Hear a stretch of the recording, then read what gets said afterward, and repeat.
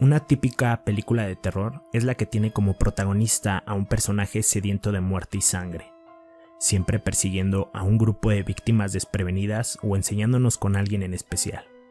Uno de los subgéneros del cine de horror más populares son las películas de miedo enmarcadas bajo el nombre de películas slasher. Este término surge de asociar la herramienta principal de los asesinos, el cuchillo, a su palabra en inglés, puesto que slash significa cuchillada, siendo el término slasher algo así como acuchillador. Bienvenidas y bienvenidos a este nuevo episodio de este podcast oficial de Enigma Sounds, un blog musical, cultural y social. A efecto de la llegada de esta gran festividad en este mes de octubre, el cual es el Halloween, tendremos en todo este mes de octubre episodios dedicados a el género de terror.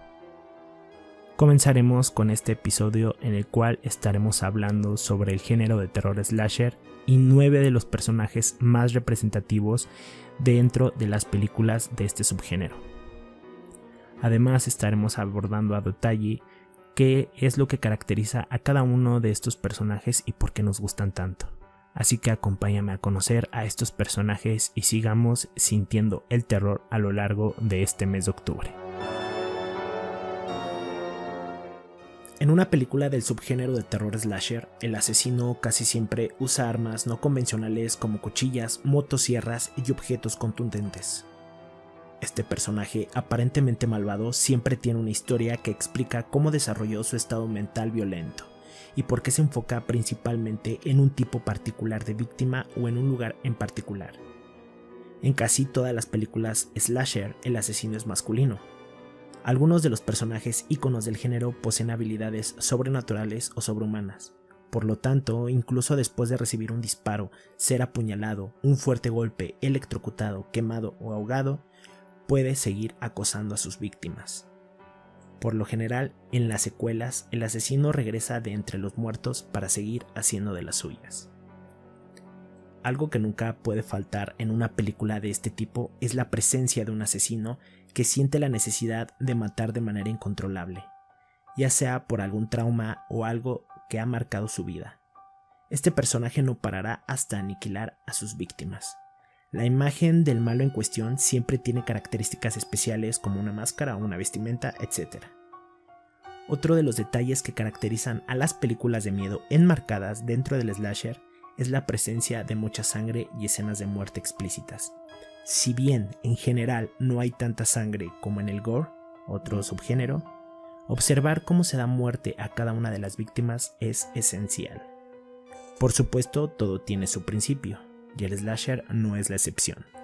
En un artículo escrito por Sotiris Petrits llamado A Historical Approach to the Slasher Film del año 2014, el autor destaca que la evolución del subgénero del slasher pasó por 3 grandes periodos. Primero tenemos el periodo clásico.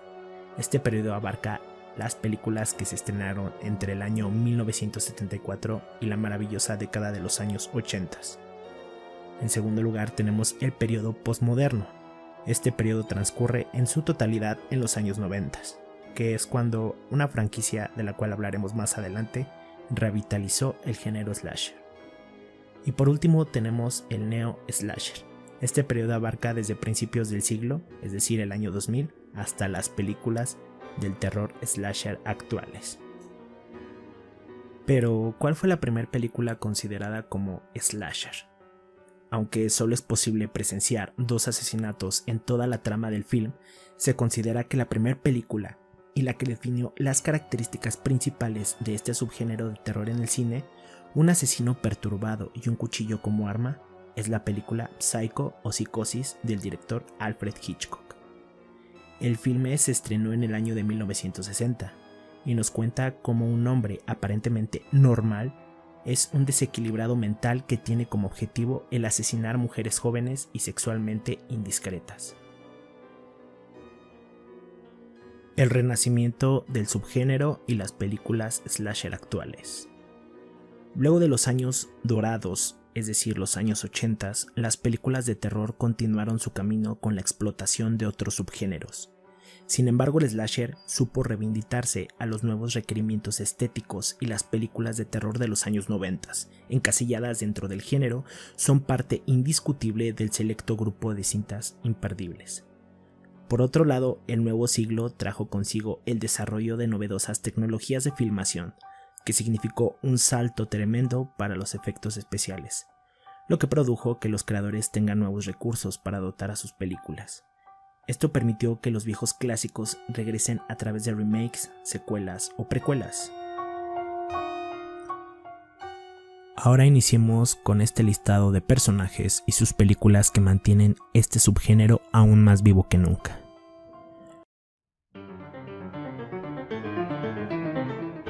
Número 1. Mark Lewis de Peeping Tom, 1960. En Scream 4, como parte de su juego, Ghostface le pregunta al personaje de Kirby, el cual es interpretado por Hayden Panettiere, cuál fue la primera película que inició la fiebre del slasher.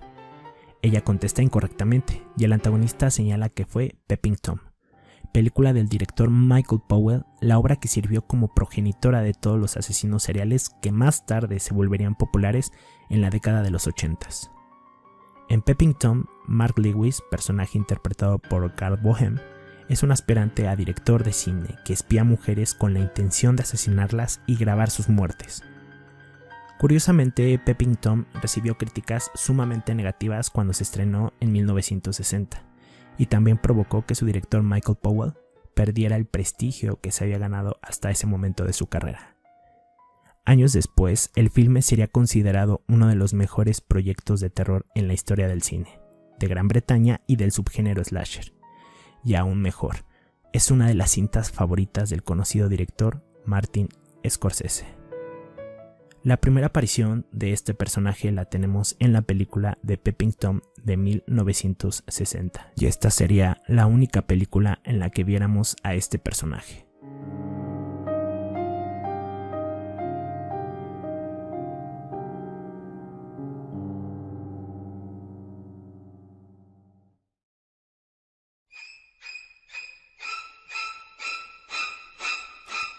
Número 2. Norman Bates de Psycho, 1960.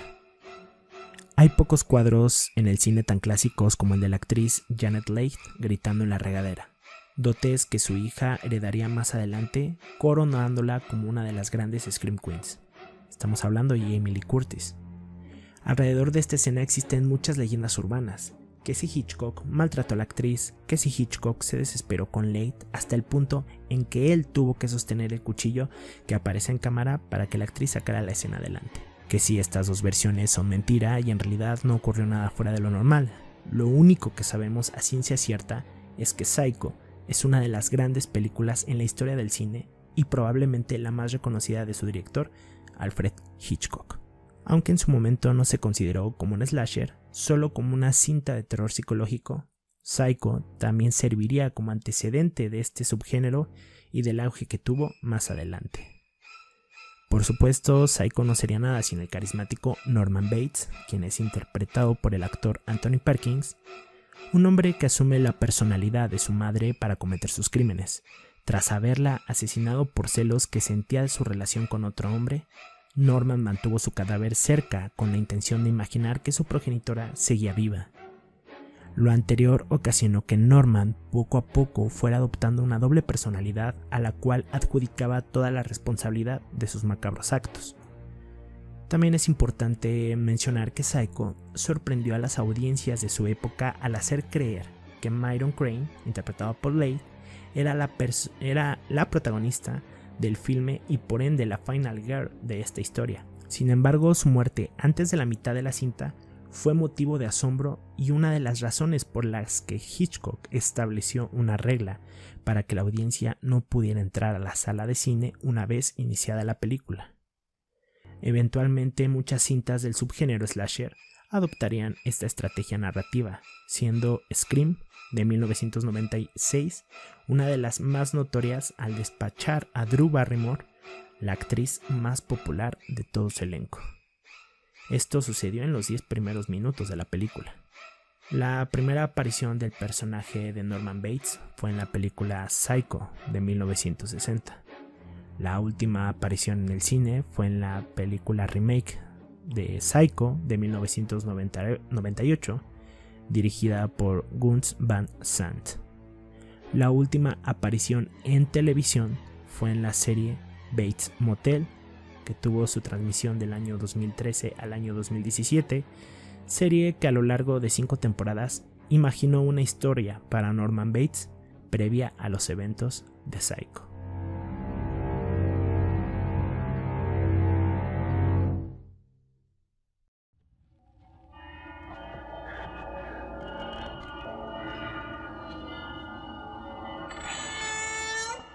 Número 3. Leatherface, The Texas Chainsaw Massacre del año 1974. Leatherface aparece por primera vez en The Texas Chainsaw Massacre, dirigida por el director Tobe Hooper. La cinta de 1974 cuenta la historia de un grupo de amigos que tienen planes de visitar la antigua granja familiar de uno de ellos. Sin embargo, en el camino, ellos se encuentran con Leatherface y su motosierra eléctrica, ocasionando sus muertes, y llevan a la protagonista, Sally Hardesty, interpretada por la actriz Marilyn Burns, a enfrentarse no solo a este clásico villano, sino también al resto de su familia. Aun cuando no es tan popular como Halloween del año 1978, The Texas Chainsaw Massacre es considerado como uno de los primeros slasher en tener un comentario social detrás de toda la violencia gráfica que representa.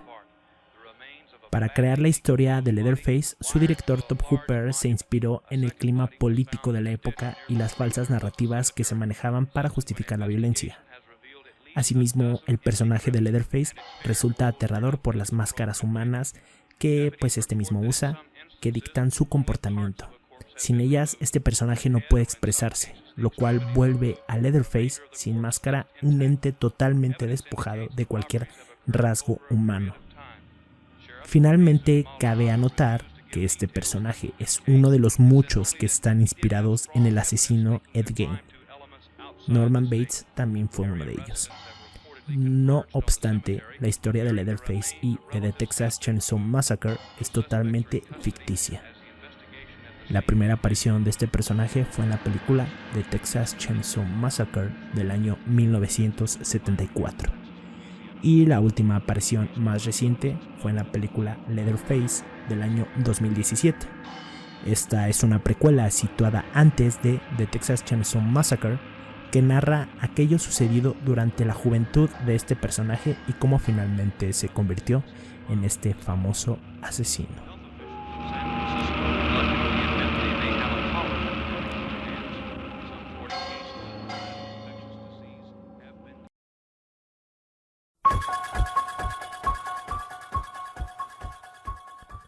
Número 4.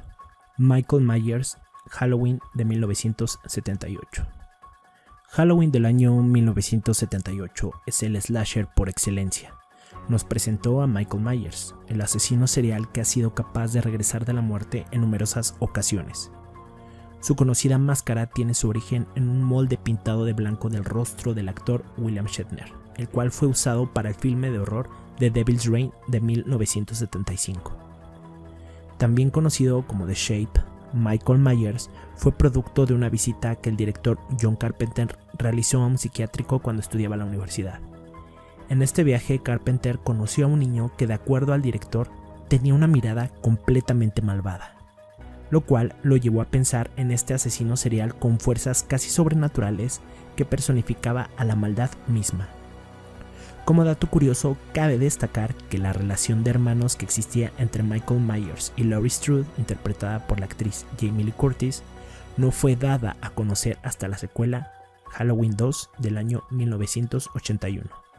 Esto para después ser completamente ignorada en el reboot que la franquicia tuvo en el año 2018 a cargo del realizador David Gordon Green. La primera película de Halloween fue hecha con cerca de $300,000, logrando conseguir cerca de $70,000 millones, esto de ingreso en taquilla, convirtiéndola en una de las cintas más redituables de este subgénero. Por su parte, Michael Myers ha aparecido en todas las cintas de la franquicia de Halloween, a excepción de la tercera entrega, Halloween 3: Season of the Witch, del año 1982. El personaje ha sido interpretado por distintos actores, que incluyen a Dick Warlock, George P. Wilbur, Don Shanks, Chris Durant, Brad Lorry, Tyler Mane y James Jude Courtney, siendo Nick Castle el más reconocido por su trabajo en la cinta original y en el reboot del 2018. La cinta original de Halloween fue parte del acervo del National Film Registry de Estados Unidos por ser cultural, histórica o estéticamente importante en la historia del cine. La primera aparición de Michael Myers fue en la película Halloween del año 1978. La última aparición fue en el año 2018 con el título de la misma película homónima, Halloween. Vamos a tener futuras apariciones confirmadas con la película Halloween Kills del año 2020 y Halloween Ends del año 2021.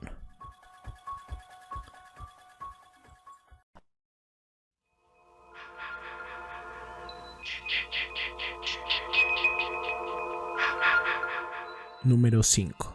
Jason Voorhees, Friday the 13th de 1980.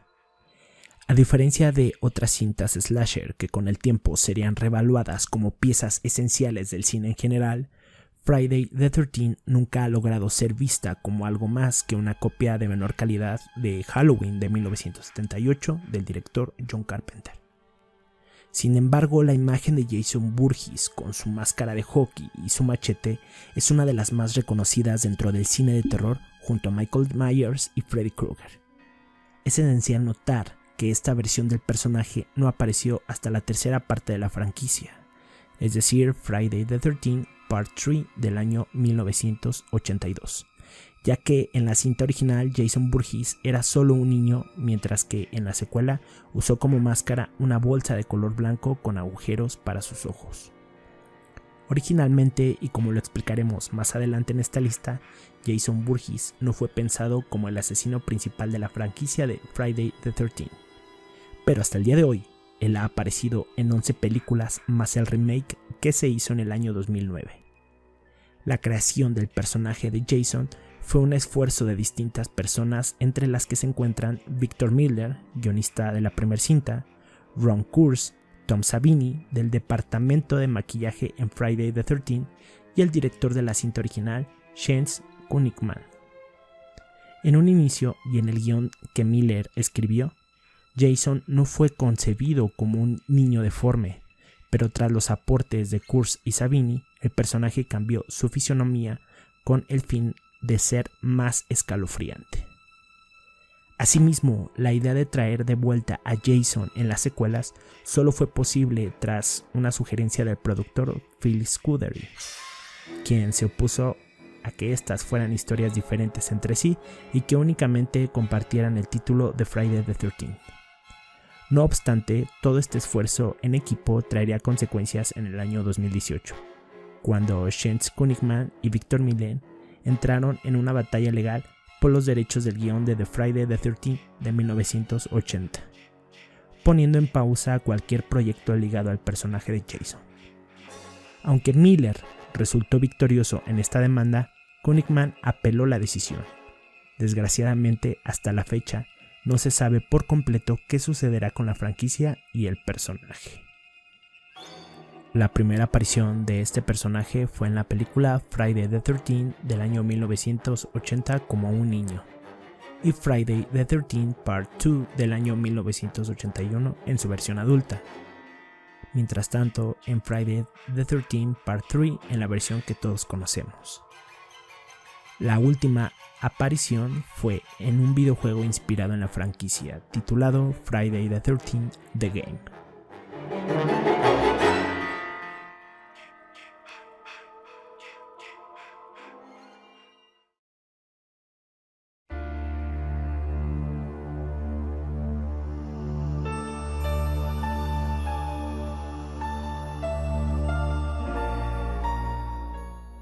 Número 6.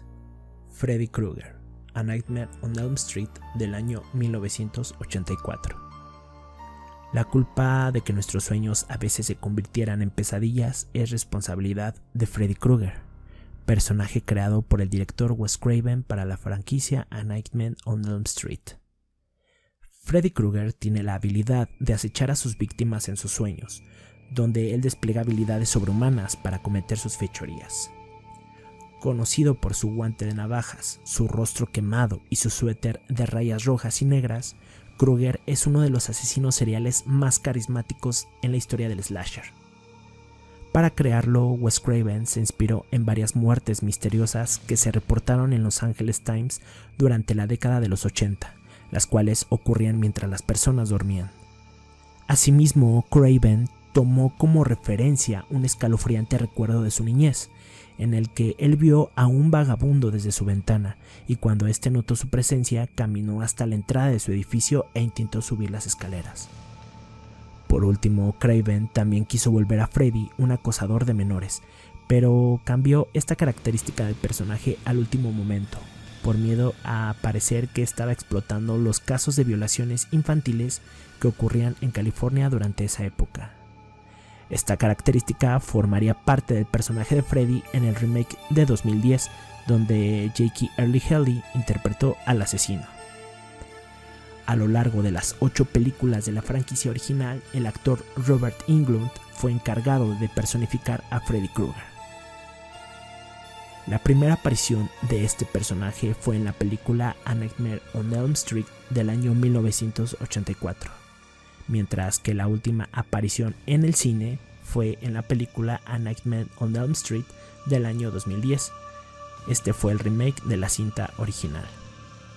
La última aparición en televisión fue uno de los episodios de Mr. Knife Hands de la serie de The Gold Girls.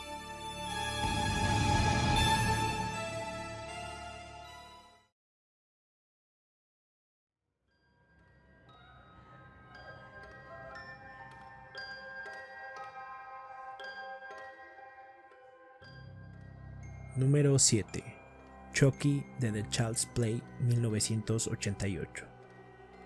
Creado por Don Mancini, este adorable muñeco asesino es otro de los grandes pilares del slasher y una de las figuras más reconocibles del cine de terror. En su primera aparición en Child's Play del año 1988, el asesino serial Charles Lee Ray, interpretado por el actor Brad Dourif, transfiere su alma a uno de los muñecos de God Guys, tras ser perseguido por el detective Mike Norris, interpretado por el actor Chris Sarandon.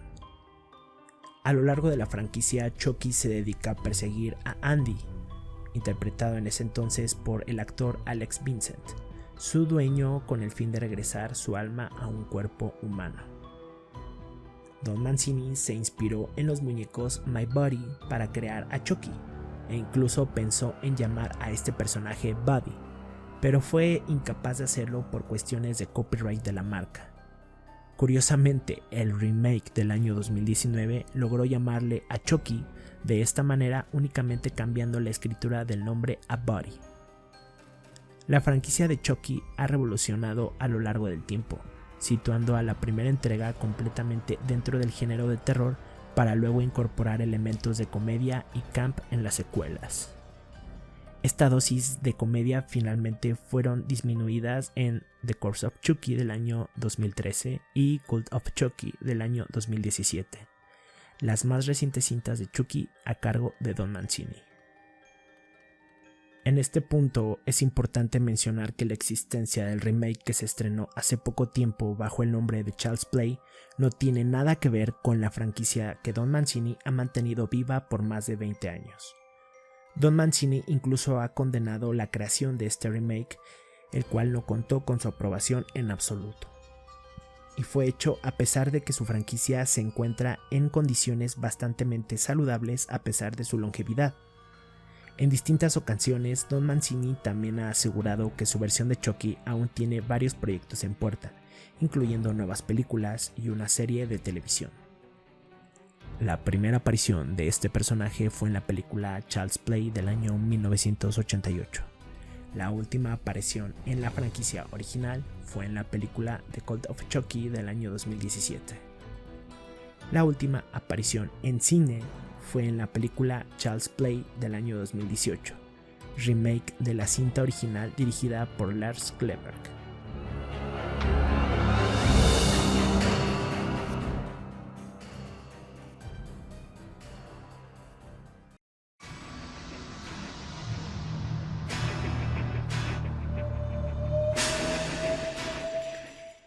Número 8. Ghostface Scream de 1996. Después de Halloween del año 1978, Scream es probablemente la cinta slasher más importante de este subgénero, ya que revitalizó el slasher tras una década llena de proyectos similares que causaron fatiga entre las audiencias. El filme, dirigido también por el director Wes Craven y escrito por Kevin Williamson, destaca por su humor y el uso varias referencias del género que existen dentro de la cinta. En la película, los personajes están al tanto de las reglas del slasher y constantemente refieren a ellas para explicar la ficción en la que viven. A manera de sátira, los personajes de Scream tratan de sobrevivir a aquellos clichés que otras franquicias como Halloween o The Friday the 13th o A Nightmare on Elm Street repitieron hasta el cansancio. La genialidad de esta cinta también radica en que la imagen de su asesino serial, comúnmente conocido como Ghostface, es solo un disfraz que distintas personas usan para tratar de matar a Sidney Prescott, protagonista de la saga.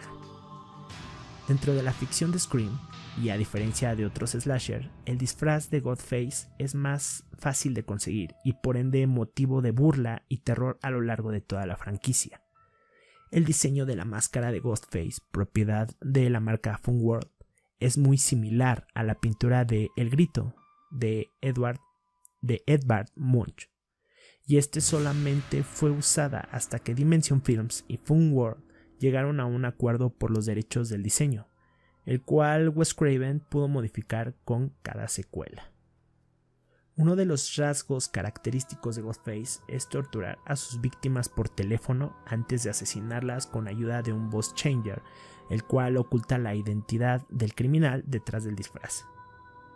Asimismo, mientras portan el disfraz, los distintos asesinos parecen poseer habilidades superiores al resto de los personajes, un detalle que funciona como crítica a la inexplicable fortaleza y durabilidad que despliegan los asesinos seriales en sus respectivas franquicias. En todas las cintas y la tercera temporada de la serie de televisión, la voz de Ghostface ha pertenecido al actor Roger L. Jackson. Asimismo, Scream es de las pocas franquicias en el cine slasher que no ha sido víctima de un reboot o remake en la pantalla grande y cuya historia tiene continuidad. Esto desde la primera cinta hasta la cuarta entrega estrenada en el año 2011. Eventualmente se realizó una serie de televisión que, por explicar en términos populares, es harina de otro costal. La primera aparición de este personaje fue en el año 1996 en la película Scream. La última aparición en el cine fue en la película Scream 4 del año 2011, de la misma franquicia. La última aparición en televisión fue en la tercera temporada de la serie Scream, producida por MTV.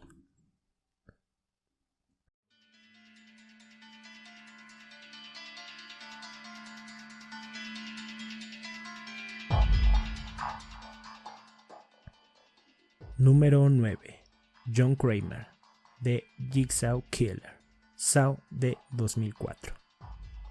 Aunque la franquicia de Saw se inclina más hacia el gore, al menos a partir de la secuela, John Kramer de Jigsaw Killer definitivamente tiene que estar en nuestra lista al cumplir con algunas de las características que tienen el resto de los asesinos seriales que hemos mencionado. La historia de Kramer es de las más trágicas. Tras padecer cáncer e intentar suicidarse, John entendió lo valiosa que era su vida, por lo que dedicó el resto de sus días a inspirar a otras personas de la misma manera. Generoso, ¿no? Con ayuda de Bill the Puppet, Kramer ponía a prueba las ganas de vivir de sus víctimas, haciéndolas pasar por pruebas en las que ellas tenían que decidir si sufrir y vivir o simplemente morir. A diferencia de los demás asesinos de esta lista, John no tiene la intención de ver morir a la gente, y si esta falla en superar sus pruebas, es solo porque no hizo el suficientemente esfuerzo para mantenerse con vida. También es importante mencionar que la historia de Kramer se da a conocer a lo largo de la franquicia, dándole a Saw puntos por no revelar todo sobre su villano en la primera cinta. Sobre la franquicia se está iniciando con un terror mucho más psicológico imaginado por James Wan. Sí, el de la franquicia del Conjuro, y Leigh Whannell de Braid, que eventualmente tomó otro rumbo una vez que el director Darren Lynn Bousman tomó las riendas de las secuelas. Como dato curioso, la primera película de Saw fue hecha con un presupuesto de únicamente $1.2 millones, logrando conseguir en la taquilla global cerca de $103.9 millones. Esto es bastante dinero. La primera aparición de este personaje fue en la película Saw del año 2004 y la última aparición fue en la película Jigsaw del año 2017.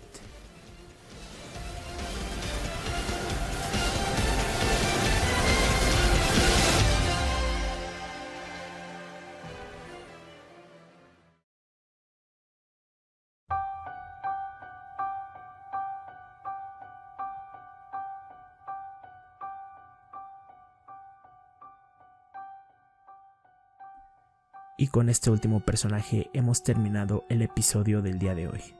Un episodio dedicado a estos personajes del subgénero slasher del cine de terror que nos encantan y que de alguna manera nos traen también recuerdos de nuestra infancia para quienes crecimos con estas películas. Esperamos que este episodio te haya gustado y si es así, no olvides compartirlo con tus amigas, amigos, familiares. Estamos a través de las redes sociales como Nigma Sounds en Facebook, Twitter, Instagram. Y recuerda que también puedes escuchar nuestro podcast en tu plataforma de podcast favorita, llámese Spotify, llámese Google Podcast o Apple Podcast. También vamos a estar subiendo el episodio dedicado a el mes de terror en nuestro canal oficial de YouTube. Nos encuentras como Nigma Sounds. No olvides también visitar nuestro blog oficial en internet, el cual es nigmasounds.com, en el cual también vamos a estar compartiendo los episodios de este mes dedicado al terror y también vamos a estar escribiendo algunos artículos con el mismo concepto. Esperamos que te encuentres de maravilla y que pases una noche agradable.